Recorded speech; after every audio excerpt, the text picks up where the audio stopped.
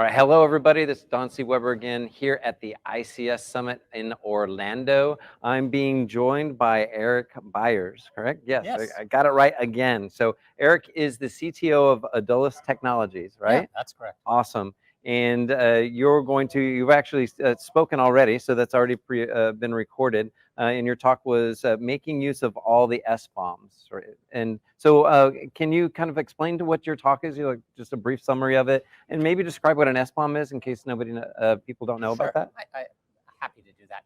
First of all, I want to talk a little bit about the whole software supply chain problem, which is what I described in my talk at the start.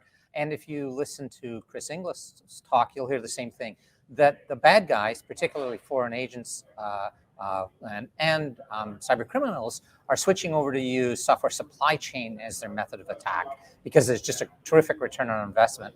And unless we deal with understanding the software supply chain, we're just sitting ducks in OT.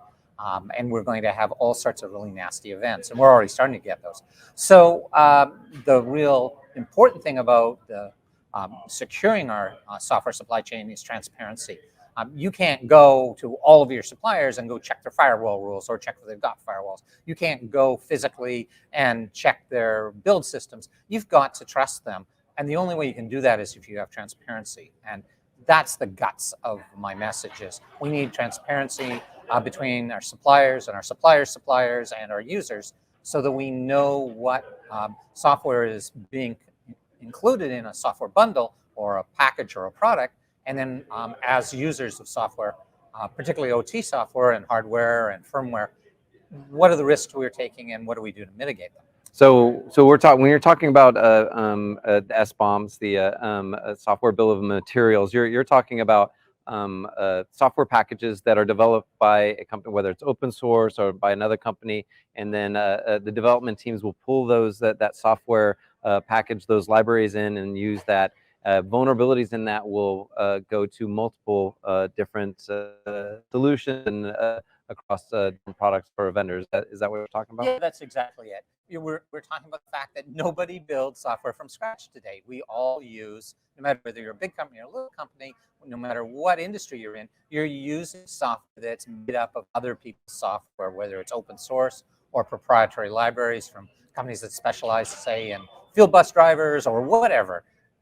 And unless we know what components are in there, we don't really understand the software we're buying. So what is that? What are the key takeaways that people can expect when they're listening to your talk in a few weeks? Yeah, so key takeaway, first of all, is understanding what a software bill of materials is, and really consider it like an ingredients list. If you pick up a can of soup, you can see what ingredients are in there, and if you're allergic to peanuts and you see peanuts, you can make this decision. But what's really important to understand is software bill of materials in their own are no more of a risk analysis than the ingredients list on the side of a tin of Campbell's soup. It doesn't tell you if you've got a risk, but it gives you the information, it gives you the window into the ingredients so you can make risk decisions. So don't ever mistake SBOMs as a risk analysis. It's the way to get to a risk analysis. So that's the very first thing I really want to make sure everybody takes away. Well, excellent. Well, you can see Eric's talk. It'll be up on the SANS ICS YouTube channel in a few weeks. I look forward to watching it, and thank you very much for your time, sir. Thanks very much. It's a real pleasure. Have a great day.